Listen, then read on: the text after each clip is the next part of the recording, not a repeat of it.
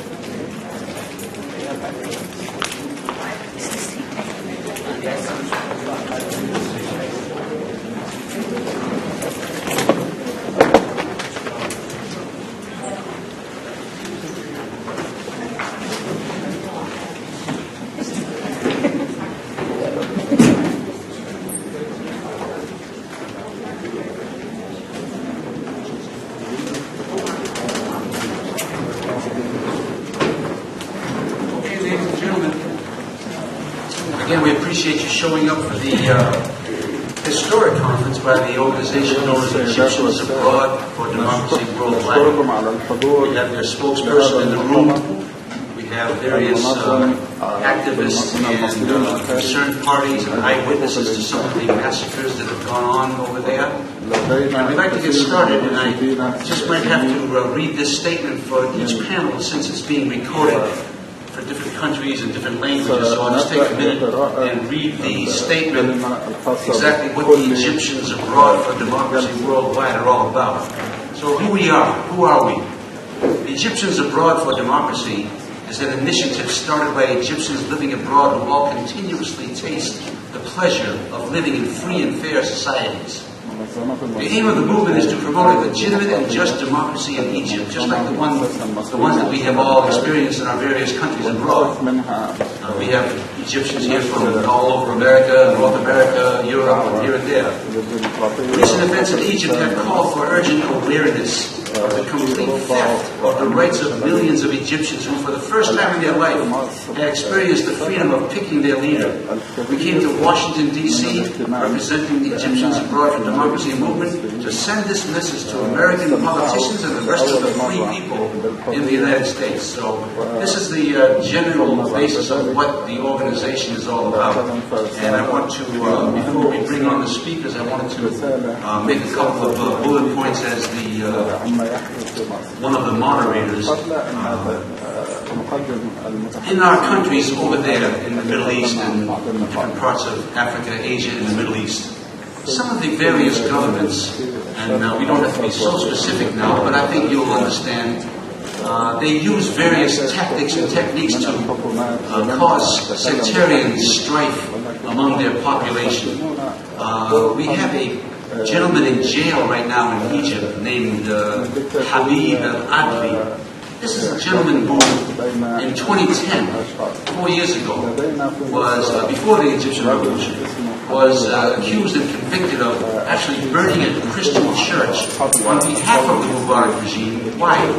Just so they could have something to blame the people on, and just to make the people look bad. And this spread sectarian conflict. I would also like to say, as one who has studied these political developments for most of my life, the Algerian Peace Victory Front of Islamic Salvation in 1992 or 3, when they won the election, what happened? They won the election in the municipals, and then they ended up the government rounded up all the people for that party, like it did to the victorious party of the Muslim Brotherhood and the Justice Party, and they took all those leaders and cracked heads and put them in the desert to starve and these kinds of things, and had a civil war where 200,000 Algerians were killed. If you put that against the population of America, that's like 16 million Americans. Can you imagine that? 200,000 Algerians is like 16 million Americans being killed. So this is very serious. What do they do to get the people excited? They would find, let's say, a woman who doesn't wear the cover, let's say, in some village or town, and they would actually slit her throat and kill her. And then they would broadcast on the media that these fundamentalist crazy wackos did it. This is a trick of some of these governments. Last but not least, I won't get carried away. The way these governments squeeze money out of our American treasury, and they squeeze the American taxpayer. I'm not talking about outright grants to military regimes like the Egyptian regime or Israel, these places. I'm talking about these governments to squeeze money out of our country. They complain to Washington and they say, hey, you either like us or we're going to get Al-Qaeda in here. In other words, this is a complete stretch of the truth and the facts, but this is a way that our government falls into the trap every time. Mubarak did it, these kings do it, these royal families do it, these presidents for life do it. They say, hey, if you don't want us, you're going to get Al-Qaeda. So this is another trick that they use. But those, I'm just laying the groundwork for some of the anti-people rhetoric that you're going to be hearing. And so we have some very important speakers that are in the building, and I want to thank you all again. We're going to have a video in a few minutes. We're going to have a couple of Skype presentations. But to my immediate right, Brother Muhammad Ismail, and he is Muhammad Ahmed Ismail, is a very a close friend of ours who has stepped up to make a statement here. He's a local man here in upper Georgia and lower Tennessee. So I'd like to bring him on. He's got, of course, an MBA from Kennesaw State University down in Atlanta, Metro Atlanta.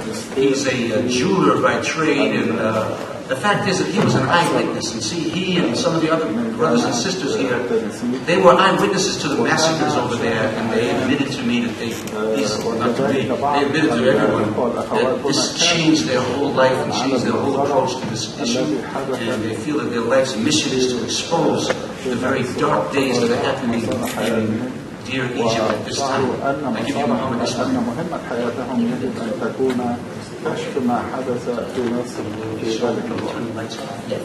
I'm sorry about that. Before Muhammad's speech, we're going to have a short video. Yes. أنا آسف. عندنا فيديو قصير قبل أن أتكلم محمد.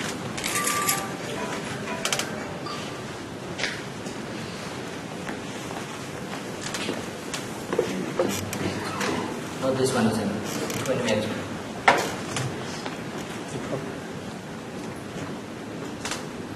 This will be the longer video. We have a couple of them. This is the one that's 20 minutes, so we ask for your patience.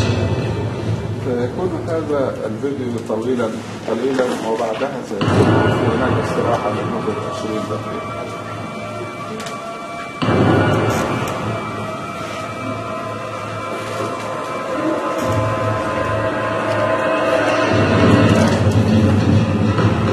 الخبز أو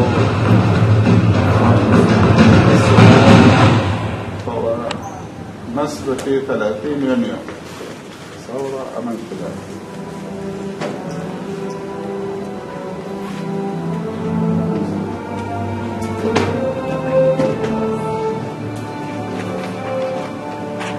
Egypt has been governed by an uncountable number of rulers, monarchs and sultans. Some of them ruled fairly and some didn't. One thing for sure, they're all gone now.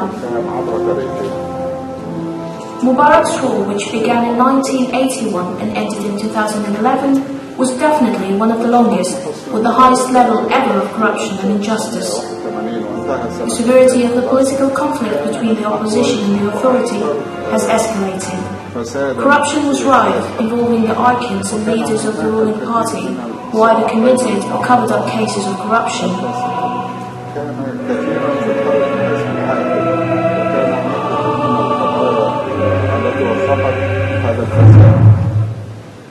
Freedoms were confiscated, voices were muzzled, economic conditions got worse, and elections were largely rigged, leading to moments when freedoms and democracy were stifled in the late days of Mubarak's rule, with the climax being the 2010 elections, which was the last straw. Less than 2 months later, the 25th of January revolution broke out.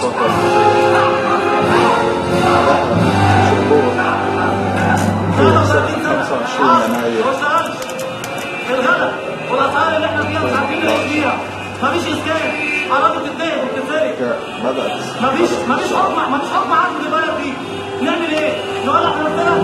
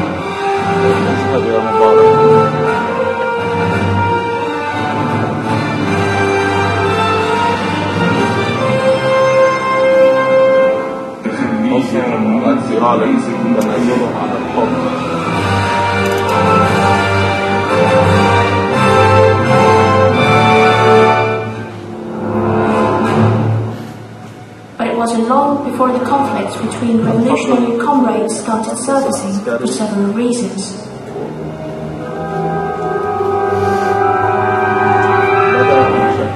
Especially to the beneficiaries of such schism agitating bad blood between revolutionists. The Supreme Council of Armed Forces, CAF, has paved the way for a great drift in the society, especially among January revolutionaries. Masqueraded chaos broke out and was later used to cause severe crises, which dramatically impacted the development of the events.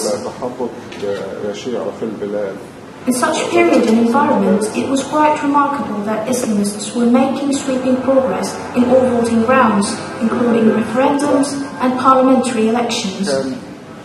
In widely recognized free and transparent elections, Dr. Mohamed Morsi was declared the winner after a fierce struggle with Lieutenant General Ahmed Shafik, who represented Mubarak's regime.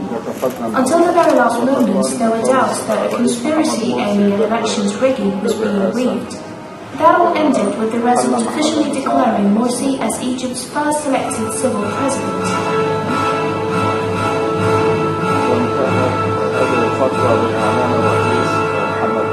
أول رئيس منتخب لمصر. بالله العظيم أن أحافظ مطلقا on June 30th, Morsi faced tough pressures, the complementary constitutional declaration, and the foreign regime that did not rest or surrender after its downfall on January 25, 2011, in addition to some political rivals who have been intriguing to topple Morsi, the revolution candidate driven by political grudges. Secretly, these parties started their journey to topple Morsi quite early. This process went public at some stages in different forms and several points.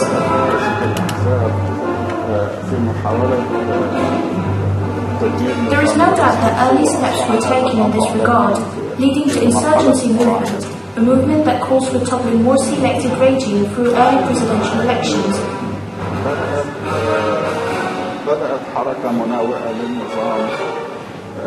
Leading to the demonstration of June 30th, followed by July 3rd declaration made by Lieutenant General Sisi, suspending the constitution and toppling the elected president.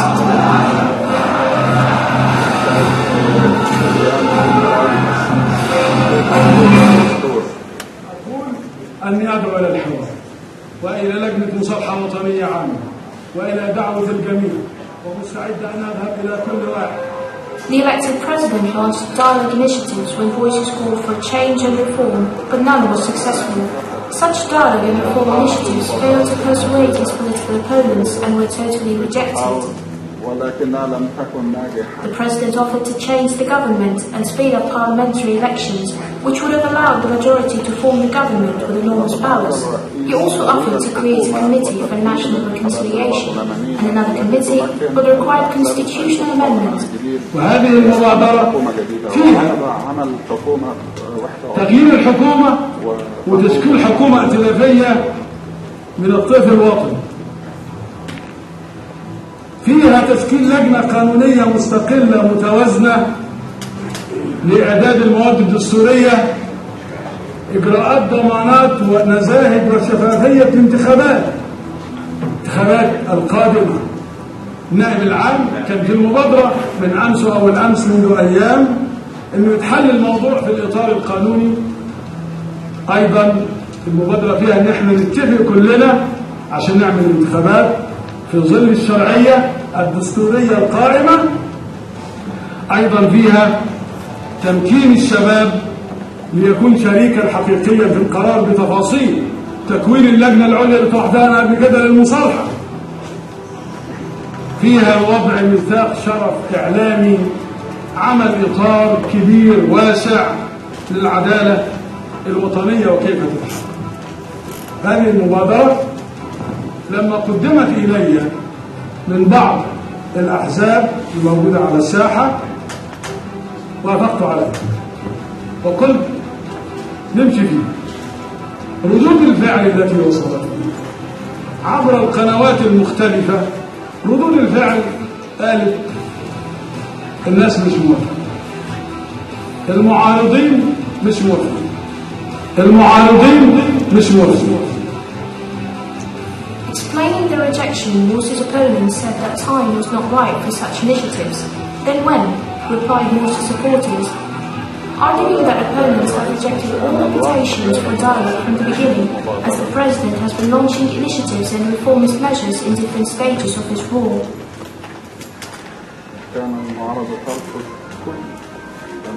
Given this complicated scene, the essential and significant question about the 13th of June and the following announcement on July 3rd remains: was it a popular uprising or a military coup? A revolution or a coup? Morsi supporters argued against the deposition of the elected president, as he did not have a chance in a whole year, full of trouble, demonstrations and protests instigated by his opponents. Despite this inappropriate climate for normal work, he had major achievements.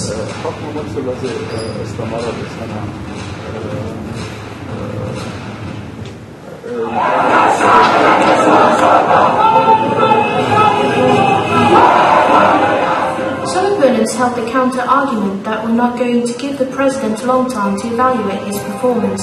Morsi supporters are still wondering, how could we possibly neglect the votes of millions of people who stood for long times in different polls. How can we overlook the wasted billions spent on these polls and the efforts exerted in those elections? الوحيدة في ال5 سنين اللي جاية أو ال4 سنين اللي جاية أن نبني نظاما ديمقراطيا سليما يسمح للجميع بالتلوث.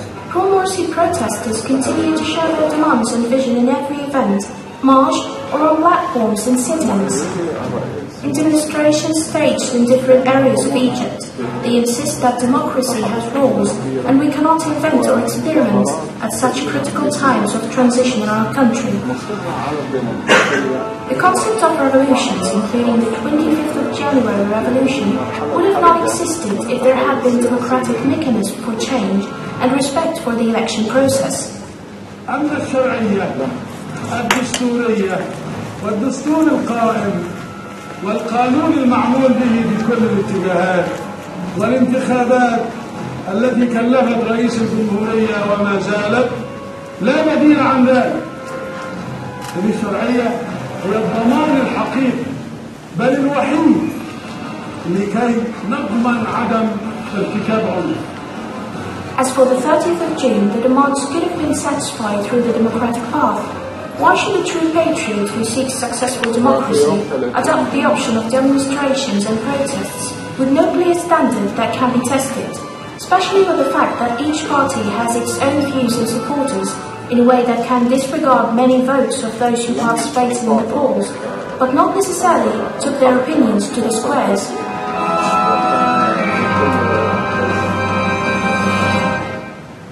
30th of June supporters claim that it's a revolutionary legitimacy and that the people's will should dominate.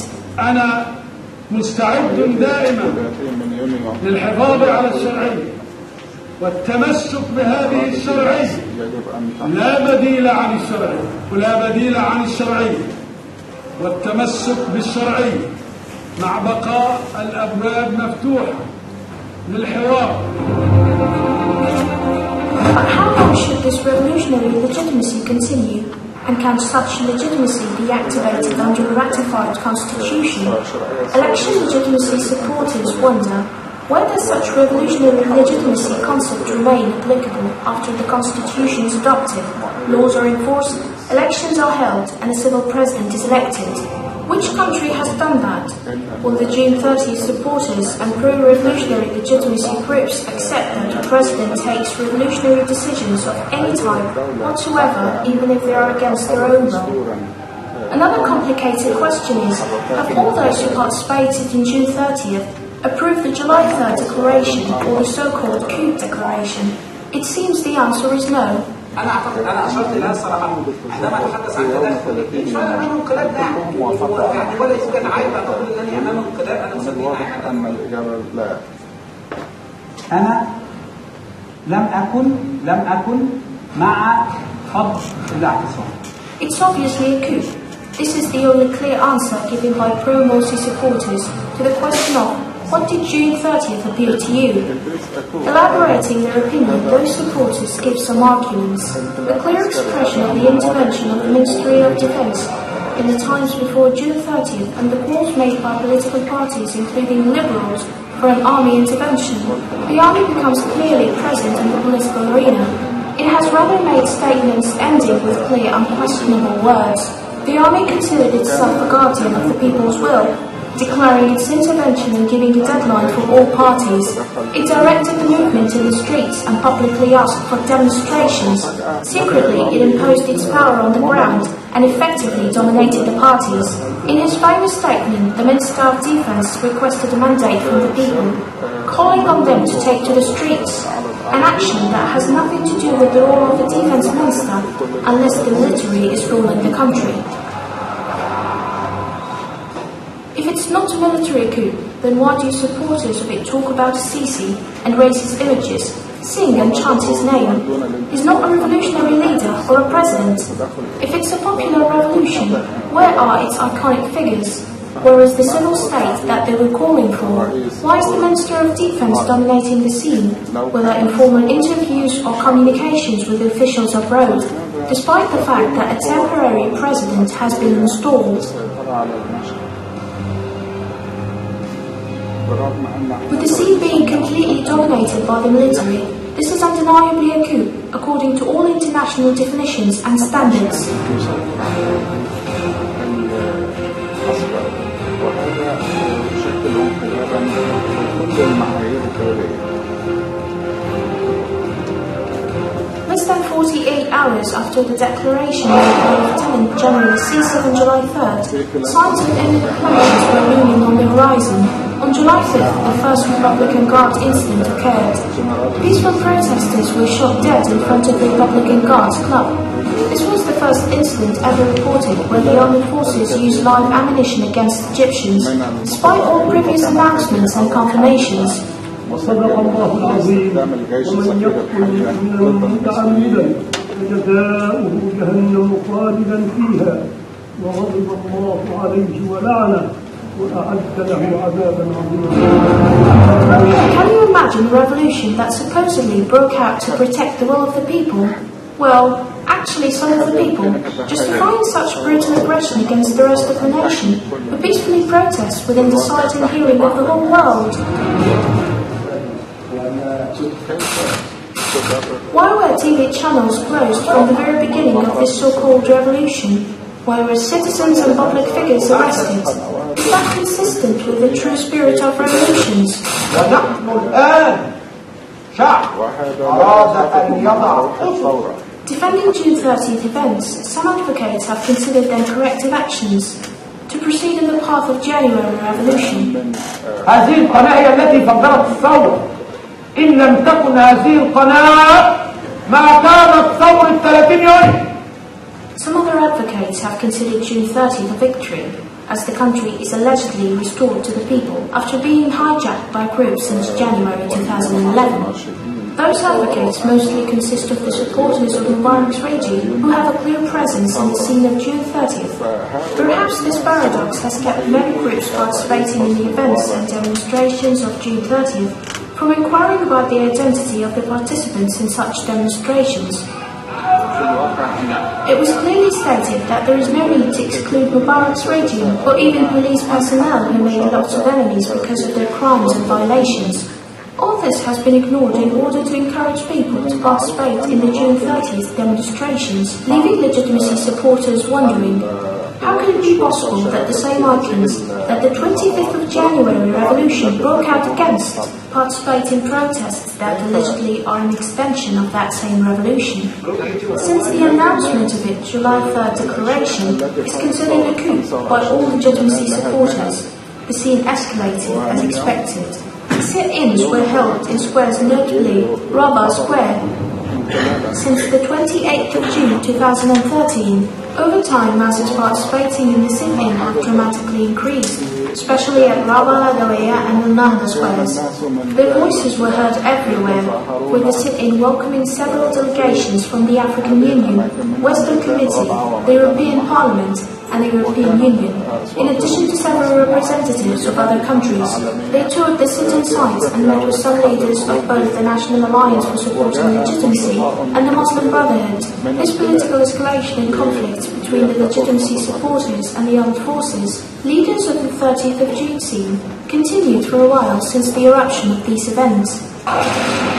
The scene turned more serious and demonstrations were confronted in a bloody way, leading to the two massacres of the Republican Guard, considered as the beginning of a new and serious stage. In the Republican Guard's massacres, both the first and the second, the Egyptian army explicitly, unreasonably, and intentionally opened fire and used live ammunition against people participating in peaceful demonstrations.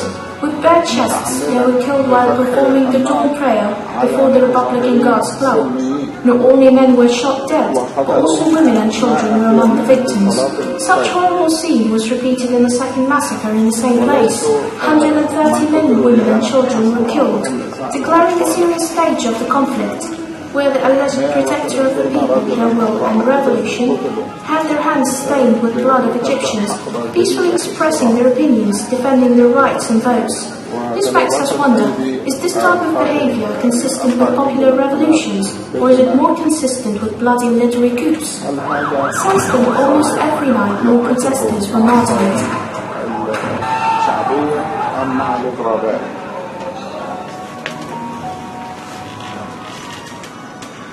أنواع الانقلابات.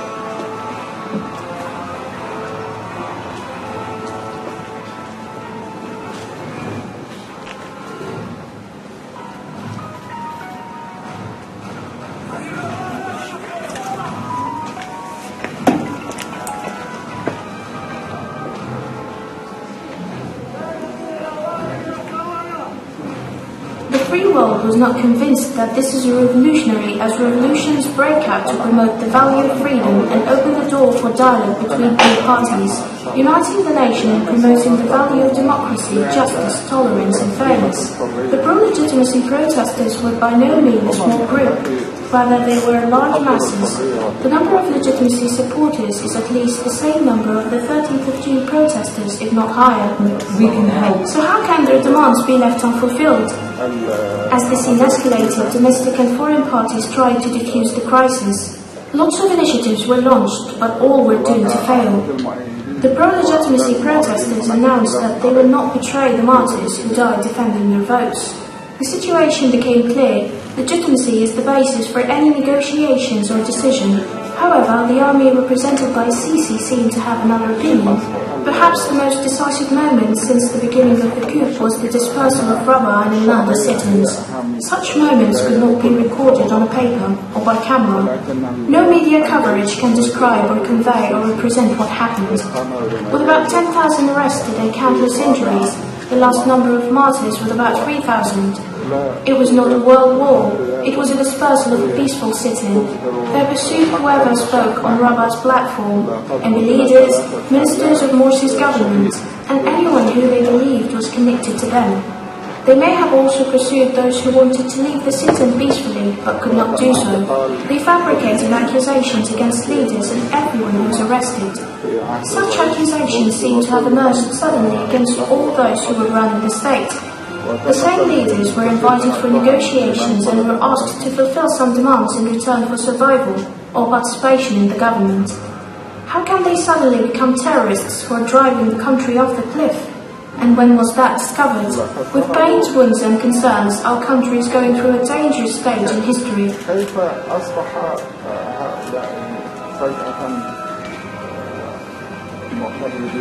One big question is, 30th of June and July 3rd, a revolution or a coup? هل هي ثورة أم انقلاب؟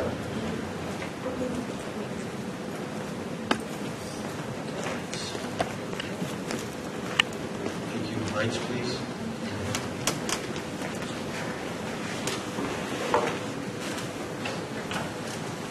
Where are the lights? Thank you. And thank you for your patience. The video, I have to apologize for the length of it. I want to also apologize that we didn't give you warning that some of the sections of the video will be very graphic. And I know that's probably shocking to many of you. I have received a notice that the next videos that we have later in the program, if they have these kind of gruesome areas, we want to warn you that they will be there.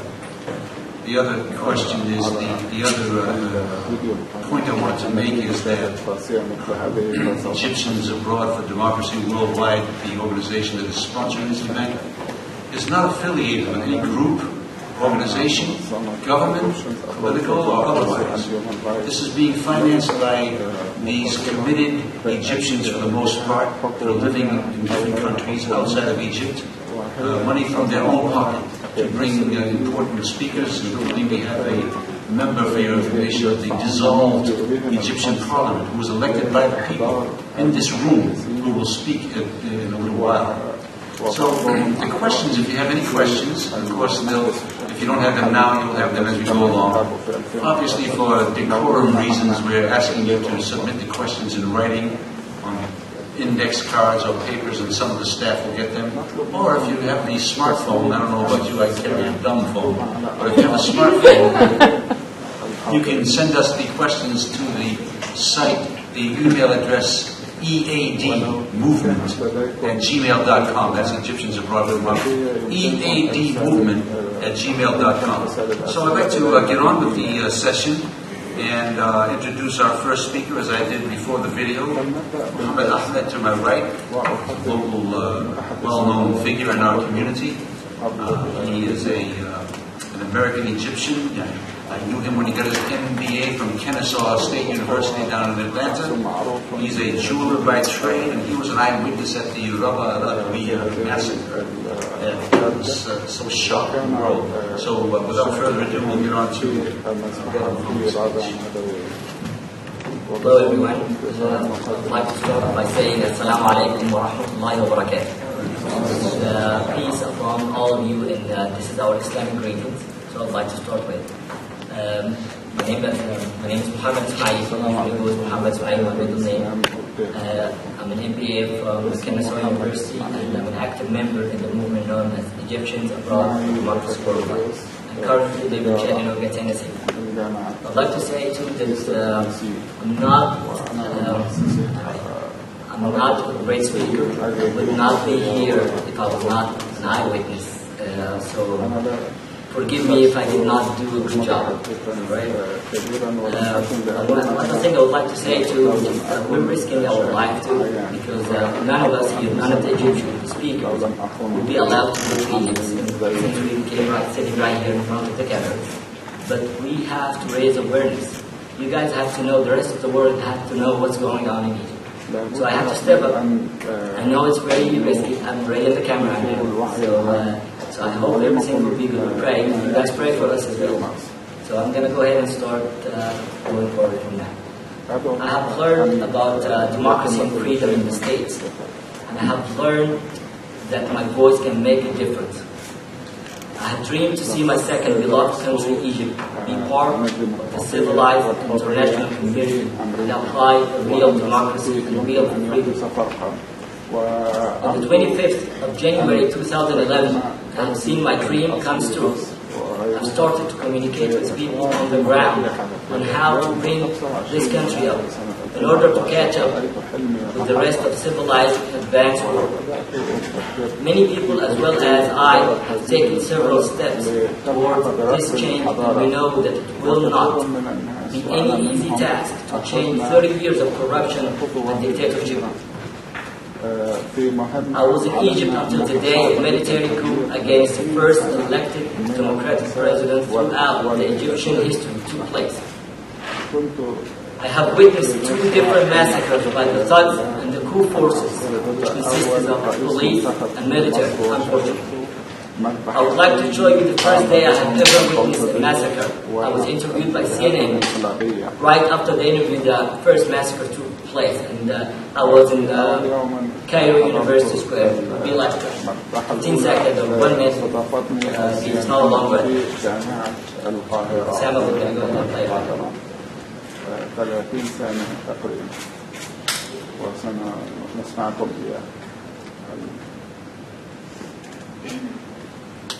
It's okay, the lights are okay. It's okay, we're fine. Just 1 minute. Yeah. The mood here is defiant. People are angry at the fact that the man they elected a year ago, Mohammed Morsi, is no longer president. And many people, what's interesting actually, Michael, is we saw airplanes flying overhead, trailing the colors of the Egyptian flag, and people, as they went overhead these airplanes, they said, Sisi. Of course, the 10, which means in Arabic, go Sisi Abdel Fattah Sisi, the Minister of Defense, which of course, just a few days ago in Tahrir Square, we were hearing Morsi, go Morsi. So a very different mood here. Now, I'm joined by Muhammad Ahmed, an Egyptian American who came here this month on the 5th of June to find out the state of democracy in his native land. How do you evaluate democracy in Egypt today? I think it's a complete assassination to democracy and legitimacy. It's a complete assassination. I came here to speak to the Egyptian people. It's a new born of democracy. We need to I don't care who's the president. Regardless of Morsi, Sabah, regardless, I'm here to support democracy and legitimacy. I enjoy freedom and democracy in the United States, and I want to see it applied in Egypt. Can you turn that up, Osama? I want these people to feel freedom. So that's why I'm here today. I'm here to tell everyone, the whole world, it's a complete assassination to democracy. I would say it's a complete military coup. Mohammed, what options do people like Morsi? What options do you have to change what has happened? Actually, the option we have is getting together and give a lot of pressure on the scene, let him know that we are the real Egyptians. It doesn't mean 20 million people went to the street. We're 90 people, 90 million people. Let's make it 20 or 30 million people that don't represent the whole Egypt. The best way to judge is going to the voter, going to the election. Either take him out or keep him in. So that's why I want to tell the whole world that. That's a great statement. I know I look different, I know you're not doing well. After an interview with CNN, I left to go home. As I was on my way home, the massacre began. Thugs were in the front lines, then the police, then the military along with the helicopters. Tens of peaceful protesters were killed that day. I couldn't have been among them. As usual, when I went home, the Egyptian media was manipulating and twisting the facts and saying that the protesters were attacking the residents of that area. I also witnessed the second massacre in Rabaa Square, where I spent the best 30 days in my life among the true Egyptian citizens who were willing to sacrifice their lives for others to experience real democracy and freedom. It was during Ramadan, which is the time when we fast for 30 consecutive days from sunrise to the sunset. People were peacefully sitting in and demonstrating against the coup, searching for the first elected legitimate president, Mohammed Morsi. We were looking for our stolen votes. We were looking for democracy and human rights that have been hijacked and assassinated by the bloody military coup. The coup leaders did not want to show the rest of the world the huge number of protesters. So other massacres took place. I have witnessed one of them called the Manassa massacre, where more than 200 people were shot dead, either right in the heart or right in the head. And the Egyptian media came right away to support the coup by blaming the peaceful demonstrators to prevent any sympathy whatsoever, whether it would have been from inside the country or outside. I'm not here in search for military intervention. However, I'm seeking international support and awareness of what's taking place in Egypt. I'm really highlighting this because I know the Egyptian media say I'm here, they call me an agent, that I'm trying to, calling for America to interfere in Egypt, or we're not for that. We're not for any country to do that. We're asking for awareness and support, and don't put your hand in the hand of a killer, and a person who killed his own people. That's why I'm here for today. I'm here to tell you my own experience and stand up for what I believe in. Real stability in the region won't be achieved unless we have real democracy and respect for the rule of law. We do not want to see any more innocent lives lost. We do not want to give approximately $1.5 billion of our tax money to a military that killed our own people. Do not get me wrong. We respect our military if and only if they respect, protect, and care for all people, especially their own people, as others. I stand before you here today with the hope that my words, as well as others, will only day help to make a change in my beloved country of Egypt, and let us all together support the ballot, not the bullets. I would like to end my speech by showing you a very small video for an innocent young boy who witnessed losing his mother during the dispersal struggle. فيديو عن طفل صغير فقد أمه في المذبحة.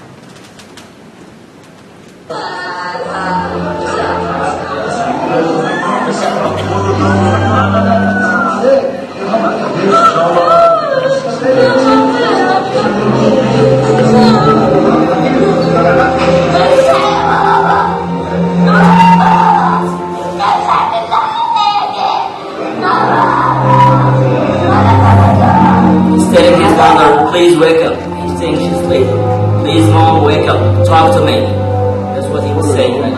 I'd like for everyone here in this room to stand up, if you don't care, for a moment of silence to honor those who sacrificed their life for democracy and freedom, that others can live in democracy and live with dignity.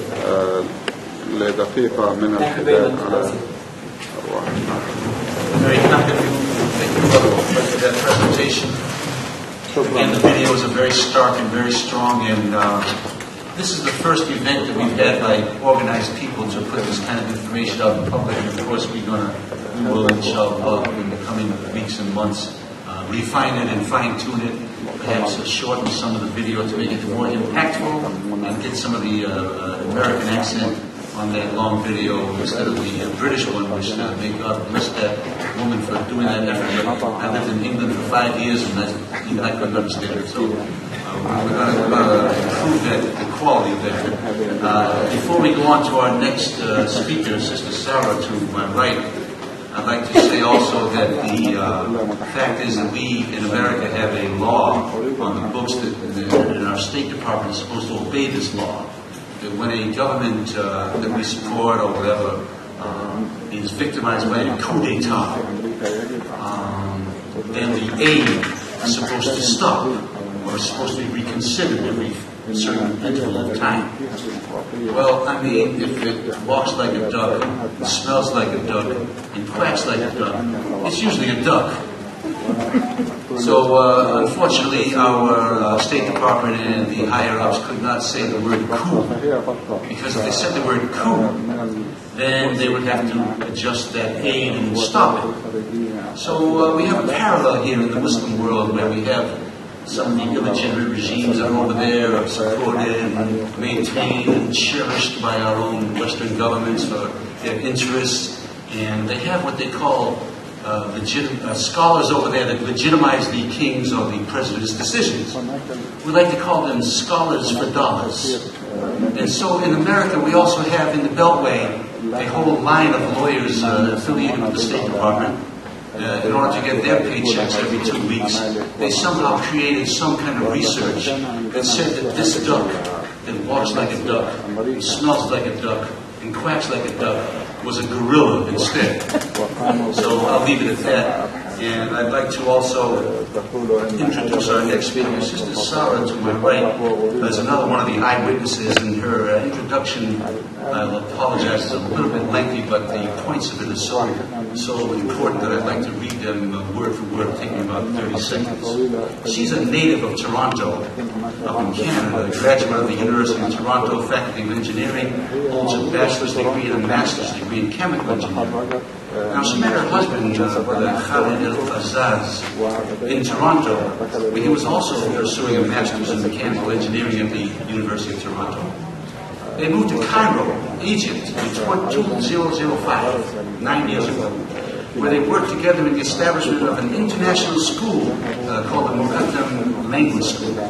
In 2011, Sarah, Khalid, and their children were among the first families to head to Tahrir Square and participate in the January 25th revolution to call for the overthrow of our friend Hosni Mubarak, whom we have been financing for 30 years over there, this great man. They dreamed of a better Egypt for all Egyptians, but on July 3rd, 2013, this dream was crushed by the military coup that took place in Egypt. Since that fateful day, Sarah has witnessed the many massacres. This is very important. She has witnessed the massacres and the continued and escalating human rights abuses that the Egyptian people are suffering under the military regime. Khalid, her husband, was secretary to the president for foreign relations under President Morsi's leadership, has been forcibly detained and imprisoned since that day in July 3rd last year. Her husband has been detained. So with that stark introduction, we'll open the microphone for our sister Sarah Atiya. Good afternoon, everyone. Thank you for that. My name is Sarah. I'm an educator, a teacher, and an engineer by profession. I am the mother of 4 wonderful little children. Abdurrahman is 8. Amina is 6. Fatima is my lovely little one. She's 4.5. And my little one, her name is Tahrir. We named her after Tahrir Square because she was born after the revolution. We had hopes that she would grow up in a land of liberty and democracy. I am the wife of Khaled al-Qazaz. My husband, as he introduced, has been unjustly detained in Cairo's worst prisons for the last 286 days now. I am a survivor and an eyewitness of the military coup in Egypt. I'm here today just to tell you my story. A story that is one among thousands, but unique in its own accord. A story of injustice, oppression, fear, and tyranny. But also a story of hope and optimism for the future. Let me tell you a bit about myself just to get started, and my story of my family. I grew up in Toronto, Canada. You might not understand my accent. They've been telling me that since I got here, but I'll try to be clear. Khaled and I met at a Second Cup. It's a coffee shop well known on campus on College Street in Toronto. We were both students at U of T. Khaled was an activist, an advocate for human rights, and he had huge dreams. He dreamed of a better world for all humanity.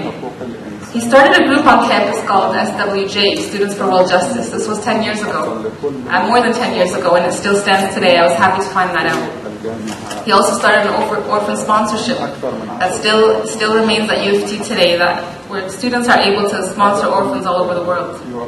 This is what Khaled was about. He left an imprint on all those who met him, and he also picked up a lot from Canada. He was like a sponge. He absorbed the concepts of freedom, democracy, and tolerance that was so foreign to that day Egyptian Mubarak time. We got married and we decided to move back to Cairo to start our project in education. We were both engineers, but we tried something new. We founded a school together that provided Egyptian children with education. I'm the principal of that school right now. It gives kids a chance to get good quality education. We're accredited by several American boards to give them American-style education. We introduced our students, which was very foreign in Cairo, to concepts of volunteerism, human rights, and community. In 2011, Khaled and I had grown very frustrated by Cairo, by Egypt. It was all about we were ready to move back to Toronto. And then the sound of the revolution came. On January 25th, Khaled was among the first to be down in Tahrir Square. I then had a little baby, Fatima, so I wasn't able to go so often. When he said goodbye to us on that day, we were so scared. We didn't know if he would come back. And many young men didn't. Many young men and women didn't. But thank God, Khaled came back. 18 days later, Mubarak left, and Khaled, alhamdulillah, survived now. Egypt celebrated, the world celebrated. A chance for freedom, a chance for a better Egypt. Khaled was extremely excited about an opportunity to be part of democracy in Egypt. He was young, he was full of energy, and he jumped on the chance to make a difference. He joined the presidential campaign of Dr. Morsi, Dr. Mohamed Morsi's presidential campaign team. He was the media guy for the presidential campaign, and he did a really good job at that. And they won. They won the first democratic elections. Khaled was appointed as part of the presidential team staff. He worked on files of foreign affairs, human rights, and women's rights. And he worked very hard.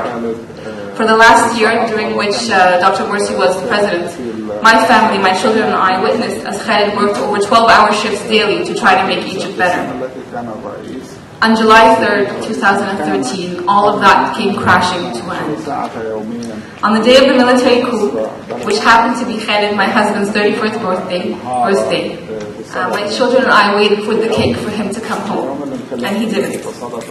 We lost contact with him the time that General Sisi announced the military coup. My last text message from my husband that day was, "Forgive me, I chose to stay with the president." Khaled was principled. He believed in the values that he spoke of, and he decided to stay loyal to democracy on that day.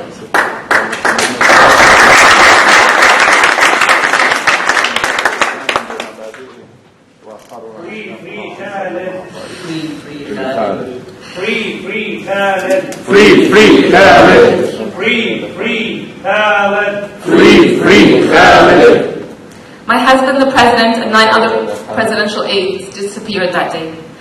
We spent almost 2 months having no idea where they were. I would get a random phone call every couple of days on speakerphone that told me he was alive. My children asked me, where is our father? Why he doesn't come home from work? My little one, Fatima, in her very interesting way, she says, Baba was fixing Egypt. Why isn't he coming home? And now she says, it's someone else's turn to fix Egypt. I think Baba should come home. And I don't know what to say to them. Their eyes are full of sadness and confusion as they remember their father and how he used to tell them that he was fixing Egypt, making their home a better place. I continue to struggle to look back into their eyes and explain to them the concepts of injustice, oppression, and evil. How do you explain that to children? I try to protect their little spirits so that they do not lose hope in humanity. For the last 286 days, I have woken up daily to news, bad news after bad news after bad news. The worst case scenario keeps getting worse. I've woken up to friends who have died, to friends who have been imprisoned, and it keeps going. Our family has been subjected to continuous targeting. My Khalid's elderly father has been imprisoned with no charge for no reason. Our lives have been torn apart. Both Human Rights Watch and Amnesty International have documented Khalid's case. They have called it enforced disappearance. He's a political prisoner. He's an incommunicado, and they have both demanded, and so has the United Nations Human Rights Coalition. They have demanded that Khalid be released and that he has done nothing wrong. Khalid remained in that state of enforced disappearance. We had no idea where he was for 5 months. For 2 months, and then 5 months, 3 months later, we knew where he was, but he was still in that location. He was at the Republican Guard, the same place that was up on the screen where the protesters were protesting in front of, and there was 2 massacres in front of the Republican Guard. We had discovered that later on, and the military made it very clear to us that if we were to inform anyone that they were there, that wouldn't be a good thing. On December 17th, soon after the Human Rights Watch has had their statement that Egypt has political prisoners and should release them, Khalid was moved to Al-Aqrab, to our prison. For those of you who are familiar with Egypt and its horrible prison conditions, Al-Aqrab, which means the scorpion, is one of the worst. There was 2 days that remained on that day that we had no idea where he was, and for Egypt that is very scary. When we finally found out where he was, we became part of the legal system. And we said, at least now he's a number, at least now he's part of the system. I received a message on a torn piece of paper a few weeks later, and let me read that to you. It's a torn piece of paper bag, and this is Khalid's account of what happened to him. He wrote this, yeah. This is the first time that I decided to share this because I was worried about his safety. My conditions. I was kidnapped from the street after they took us out of the Republican Guard building. 7 civilian clothes officers. I was handcuffed, blindfolded, threatened at gunpoint. It was 9:30 p.m. in front of the Republican Guard building. As soon as we stepped out of the building, they moved us to the prison. Our bags and IDs were stolen. They were people from Amna Dawla. This is a security force in Egypt. We were put in solitary confinement, given torn prison suits and 2 small blankets in an empty cell with nothing except a non-functional toilet and a sink. It was the coldest day of the year, December 17.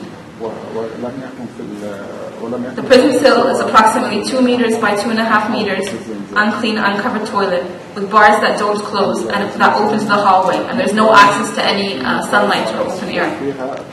The 3 of us, it was him and 2 others, came into an empty wing with no access to others, no news, not allowed to call family or lawyers. We were not allowed out of our prison cell for 21 days. I only received clean underwear, which I had sent, 9 days after I was taken there. No access to hot water or clean water, 1 semi-hot meal a day, very poor conditions. The prison cell walls are filled with blood and dried insect. Sewage smells fills the location. Mosquitoes, cockroaches, and other insects. I couldn't sleep because of the cold and the mosquitoes. No bed, no mattress, no chair. No cleaning supplies, no soap, nothing. I got a bucket after a few days.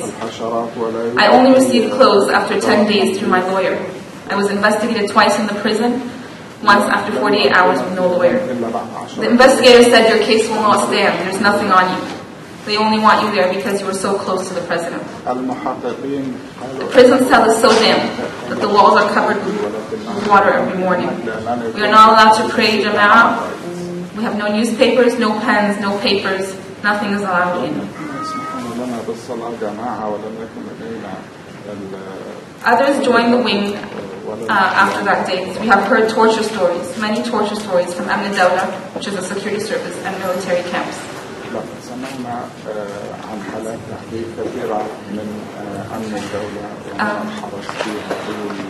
The last 3 months have continued in this manner. I'm almost done. Access to lawyers came only after 1 month. Prison visits for me and my children are very few and inconsistent. And they built a new facility when Khalid moved in there where when we visit him, he's behind a glass wall. And my kids have no physical contact with their father. When Tahir finally saw him, our 1.5-year-old, after so long, she did not recognize her father. He has been gone for more than half of her life. It was very heartbreaking for all of us. As we sit here today, Khalid has spent today in 23-hour lockdown. No paper, no pen, no way to tell time, very minimal food, poor sleeping condition, and medication only when I'm able to get it to him. No human interaction. My husband's health is deteriorating. What crime has Khalid done? 286 days of no freedom without charge. Was his crime that he dreamed of democracy, that he dreamed of a better Egypt? I ask the international community what crime my family has done to be ignored. What crime has Egyptians done for the suffering and the oppression to be forgotten? Abdurrahman turned 8 2 weeks ago. It was his birthday, and he spent the day asking why his father wasn't with him, why he didn't give him a gift, why he wasn't there for his cake. My little Fatima always says it's time for Baba to come home. I have no words to answer them. I came from Cairo 2 weeks ago. I plan to go back because I can't leave my husband. And God knows if I will be able to get back. I'm here today fighting for justice and freedom for my husband and for all Egyptians. To share with you my ordeal and that my family and thousands of Egyptians have lived through. I demand, like Human Rights Watch and Amnesty International have demanded, that Khalid be released immediately, and that until then his prison conditions be improved. I'll finish in a minute by just reading to you the last note on a tissue paper that I received from my husband before I came. He said, "Please tell my friends everywhere that I love them, and I feel proud to know them. Everyone has engraved something special in my heart and shaped who I am. Tell them that their support keeps me going. Their kind words bring smiles to my heart. Their supportive actions push me forward, and their prayers reach me, bringing relief to my heart and going directly to the one who has control over all things. I am thankful to God for giving me strength and patience to overcome the physical challenges and has given me light and a special path for me for self-discovery and cleansing. It is like a process of purifying precious metals. I am still holding up and want you to keep the call for freedom alive. I look forward to seeing you all very soon. Lots of love. Thank you."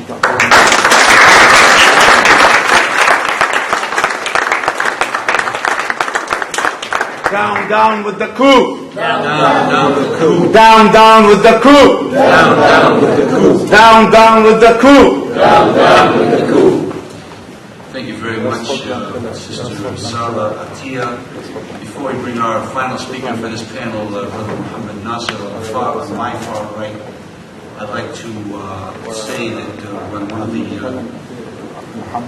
things that I'm grateful for as a gray-haired guy is that we have these young people committed from all different kinds of backgrounds who have the whole spectrum of the Egyptian society, regardless of tribe or background or religion or these kind of things, rural or urban, educated or not. They all want to have a brighter future for the country, and when I see young people like this that are so dedicated, I know that the things that we strived for 40 and 50 years ago have meaning, and they were important because they've given us a new day. Again, if this conference was being held in Cairo, we would all be under arrest. grateful for the security that has come at our request to make sure that this event goes smoothly. These men in uniform do represent much more than just standing here. They represent the ability for us to express ourselves freely, which is a privilege that we take, well, it's a right actually, that we take for granted here in America. And it's something that our brothers and sisters from other countries, they're astounded by the things that happen in America, that when we are running on all 8 cylinders, we astound the world ourselves. So also we're going to have a final short speech by Brother Muhammad Nasser, and because of the time running out, we have to get back for the second panel, so I'm going to ask you ahead of time now, when he's finished, we're going to have a 3-minute break, but I'd like you to go and enjoy the refreshments. Yeah, we're going to have 2 Skype presentations as well. This is a very compacted lecture series, but I'm going to give you 3 minutes after this panel is done. I'd like you to treat yourself to some of the food that we brought, because we expect you to not leave any of it, okay? And so now we have Brother Muhammad Nasser. If you want to know an international figure, this young man in his young life, you can see how young he is. He's been all over the world. He holds, first of all, he's Egyptian. And he holds French citizenship. He was born in Islamabad, Pakistan. He lived in France for 10 years.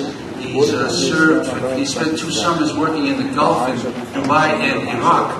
I mean, my goodness, he's even been to Alabama. So I'd like to have one Muhammad presentation now. وذهب أيضا إلى ألاباما وأريد أن أقدمه لك. Hello everyone. Thank you very much for the introduction. Before I start with my speech, I'd just really like to ask everyone here over the next so many days to do as much as you can to pray for the release of Khalid, inshallah, and to also, with anything you can do, raise awareness for his freedom and for all those, the thousands unjustly detained in Egypt.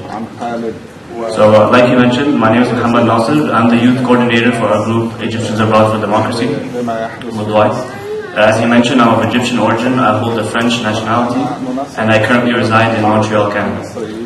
For the majority of my life, I've had the honor and privilege of experiencing firsthand the joys of democracy and freedom. When I had heard that Egypt was heading in this very direction of democracy for the first time in its 7,000-year history, I couldn't have been more excited. You see, the January 25th revolution changed the mindset of all Egyptians. For the first time in their lives, Egyptians everywhere finally had the opportunity to freely express their views and to make a change for the better. Although the transition to democracy was never going to be an easy one, Egyptians were more determined than ever to experience a true sense of freedom. The same freedom that millions of Americans express here in America every day. But as long as the coup authorities are in power and are still ruling the country, this aim will never become a reality, full stop. The atrocities and the continuous human rights violations committed by the coup regime not only mimics that of the 30-year dictatorship of Hosni Mubarak, but has even been taken a step further for the worse. I want you to all imagine something. Imagine sitting in a university dorm, perhaps studying, maybe sleeping, or even just hanging out with a friend. When all of a sudden, in the middle of the night, your door is slammed open. Tear gas is thrown your way. You hear bullets coming from every direction. You have no idea what to do or what to even think. I mean, just 2 seconds ago, you were just sitting there, just hanging out in your dorm. Or imagine something else. Imagine you're on your way to university to write a final, and your parents don't even know whether or not you'll be able to come back home alive. If I showed you pictures of what I'm talking about right now, you would think I was talking about a war zone. But in fact, I'm not talking about that. I'm talking about just normal universities in Egypt, much like the one we're sitting in here today.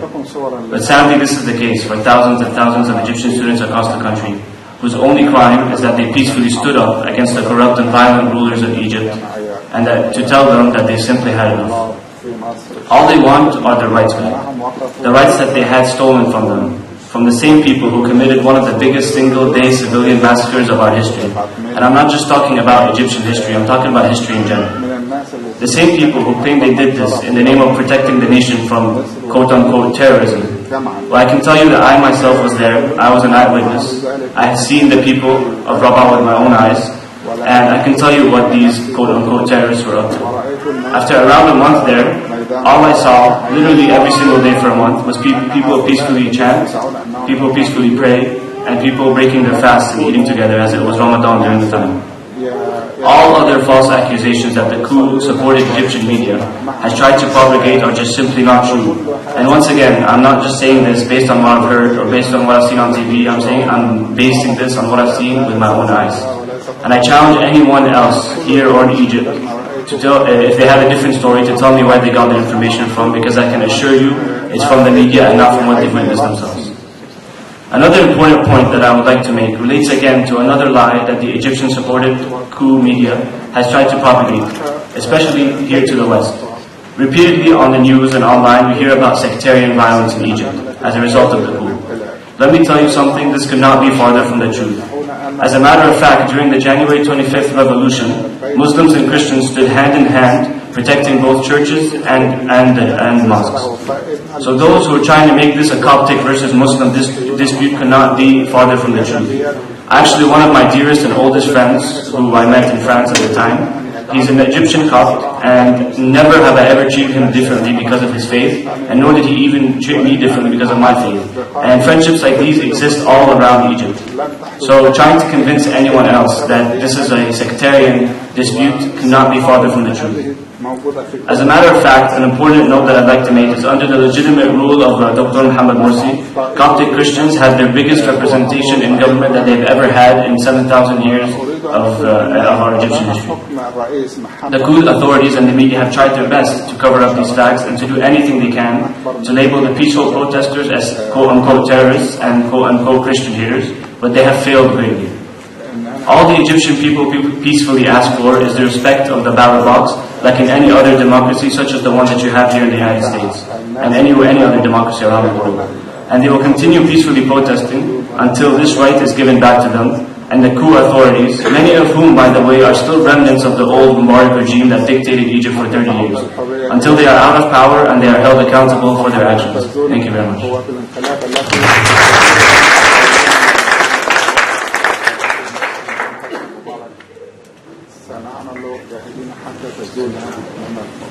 We also want to ask the staff that are throughout the room, at the people's request, if they would raise their hand to get an index card or a paper. We'd like the staff to pass out the papers so that they can write their questions down.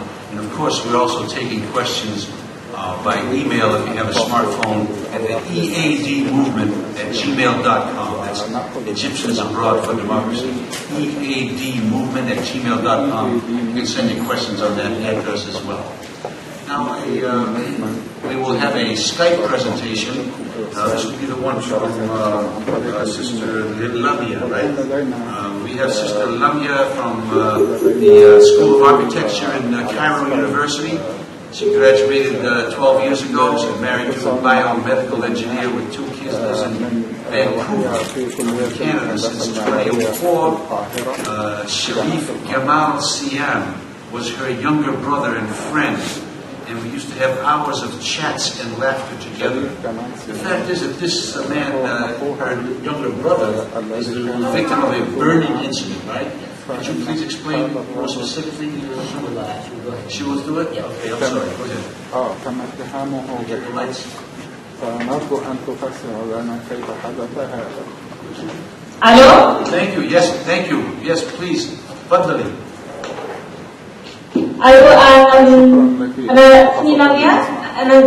Everybody seeing me now? Yes, thank you. Yes.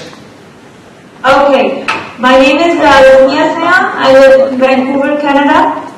And I'm a sister of Sharif Gamal Siam, who has been a victim in a very horrific tragedy in Abu Zabal prison in Cairo, August 18, 2014.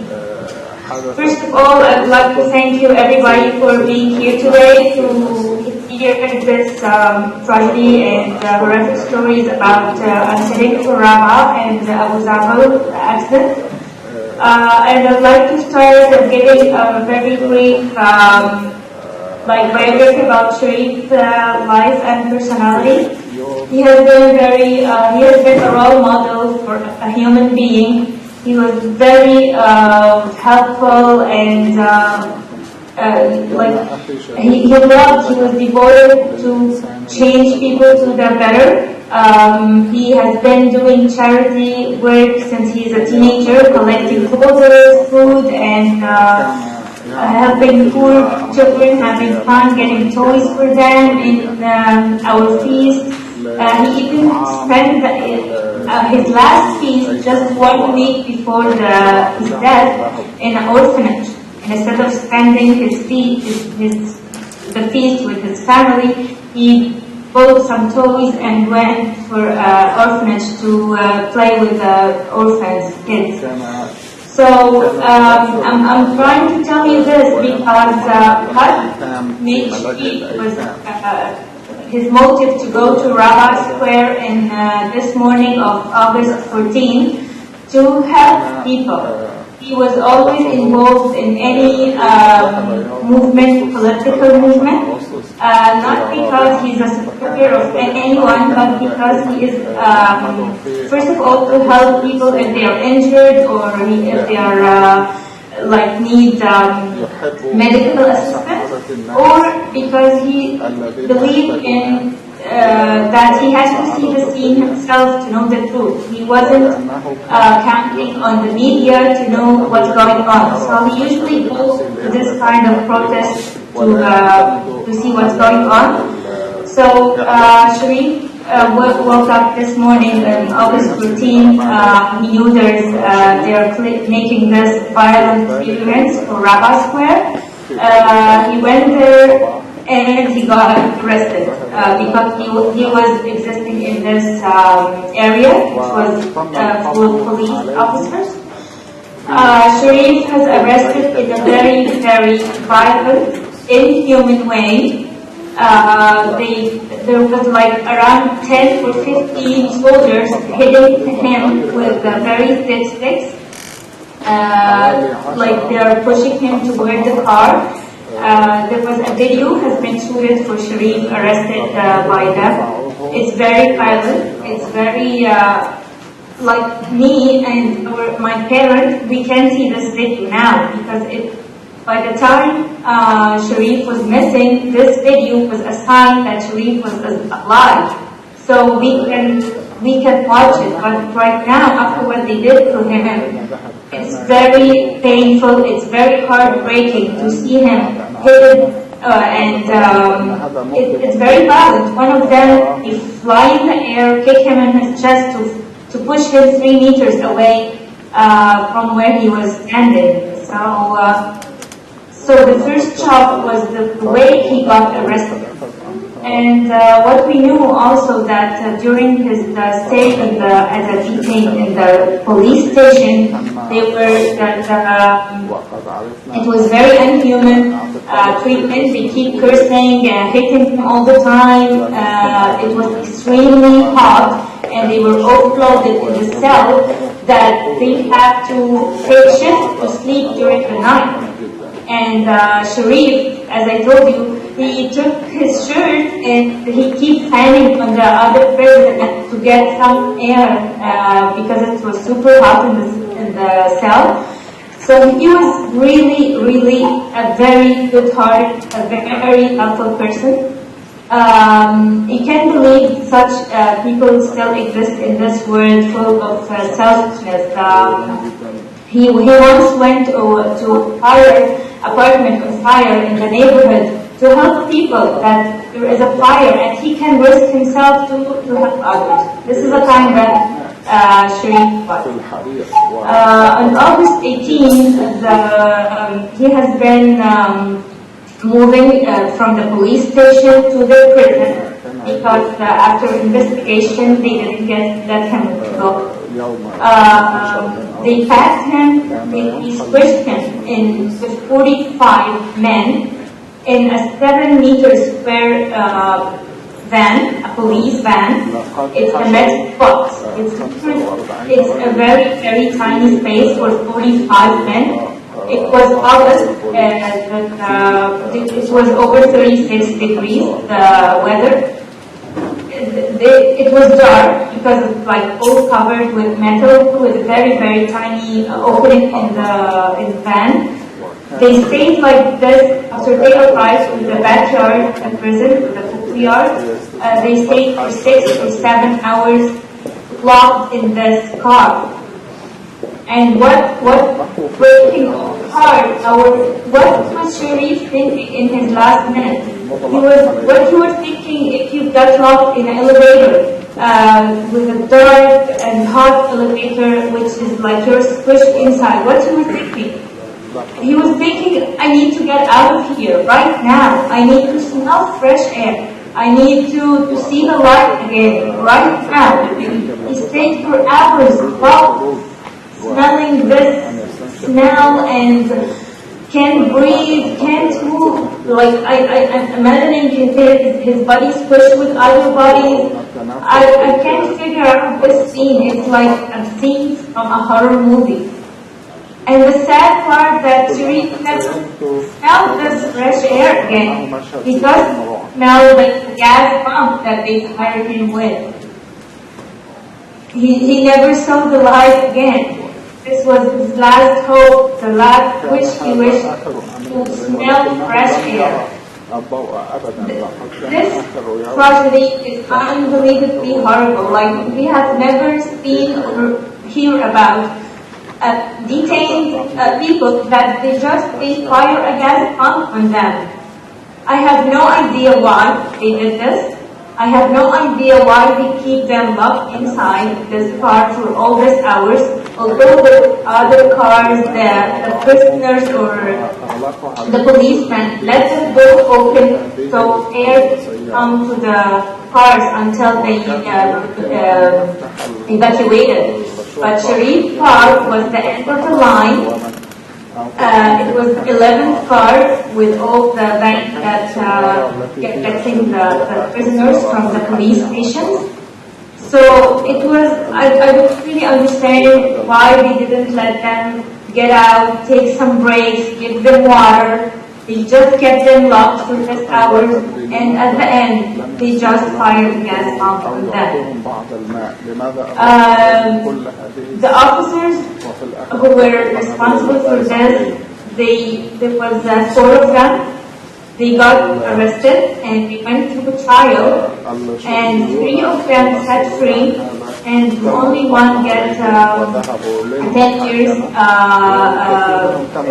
prison. But I'm sure he will get free as well, because our judges will let him free. He will continue in the trials, and also the investigation, they are mentioning this officer that they have no idea who threw the gas on the prisoners.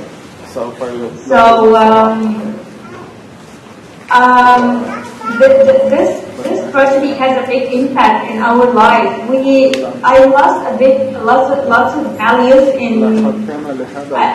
I lost the justice in this world. I'm very sorry, Lamia. I'm sorry to interrupt. We are running way over time, and I really appreciate your contribution, but we're going to have to ask you to wrap it up in like 30 seconds. We really appreciate this presentation, but we are really over time. I'm very sorry. Okay, should I complete or done? Yes, you're done in 30 seconds. Okay, I just need justice to be. We can't live like this. We are burning from inside. There is a difference between dying and killing. And Sharif has been killed. And the sinners are sitting free, enjoying their life. And my parents and us are dying every day, asking why this happened. How can people decide to end 37 prisoners' lives and they just set free? I will cooperate with anyone who can let these people to have their punishment. I wish that everybody know about Sharif's life and story. There is a very good reference on the Guardian newspaper. It's called How Did 37 Prisoners Come to Die in Abu Zaqqal, Cairo. It's written by Patrick Kingsley on the Guardian in February. I would like everybody to know the details. There is some horrible details in this accident. I'd like everybody to know Sharif and to know that our government supporting injustice, and we are suffering. And my parents are suffering. They can't live their lives normal anymore, and neither any of Sharif's family.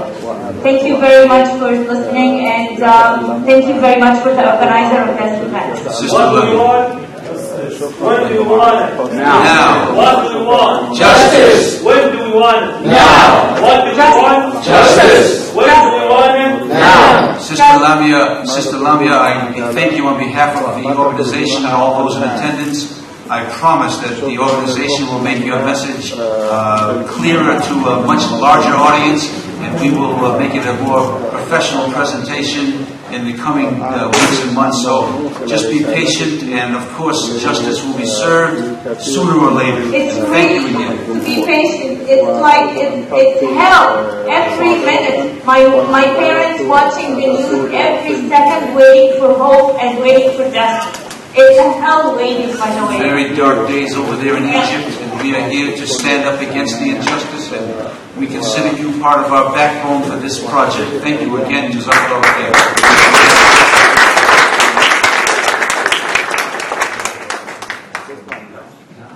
Now we're going to have a short video about Brother Sharif, who we've been just speaking about from CNN, and then we're going to have a Q&A. So get the questions ready, and then we're going to, and you don't have to wait for the break. Go get your sandwiches and things at any time, okay? Thank you. ظهر في CNN. Sam, can you play the voice and audio, please? At the beginning.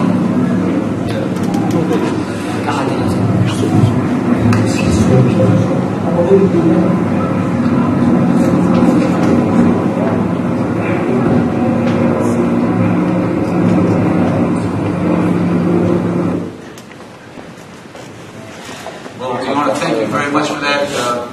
We will open the floor now for Q&A before we go to the next panel. Sorry for the running a little overtime.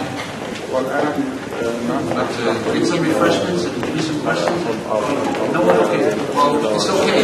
We can participate with the Q&A at this panel or the next panel. We have 3 more panels to go. And of course, we're trying to get out of here by 7:30, so that'll leave another miracle for that. So we're asking to take a break now, get some food, and come back in 2.5 minutes.